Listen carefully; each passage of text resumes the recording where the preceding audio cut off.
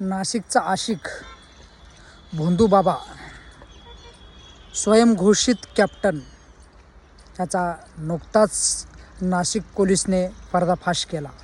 हा काही साधा बाबा नसून उच्चभ्रू महिला व सेलिब्रिटी राजकीय महिला ह्याच्या जाळ्यात अडकलेल्या आहेत. आणि महिला आयोगाचा चाकणकरांचा राज्याश्रय आहे काय हे यथावकाशाने कळेलच. आणि महिला आयोगच्या अध्यक्ष भोंदूबाबासोबत फोटो, व्हिडिओ आणि पदपूजा करतानाचे काही व्हिडिओ व्हायरल होत आहे. यावरूनच महाराष्ट्रात एक धक्कादायक एप्स्टीन फाईल ओपन होताना दिसत आहे. एक मात्र नक्की आहे, अनेक सुशिक्षित, श्रीमंत आणि समाजात चांगले नाव असणारे महिला यात अडकलेले आहेत. राजकीय चांगले पदावर असलेले अनेक नेते, मंत्री या भोंदूबाबासोबत फोटो आहेत.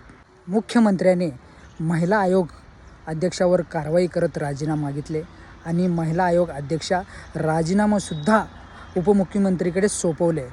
पण राजीनामाचा सोंग होऊ नये मात्र बस.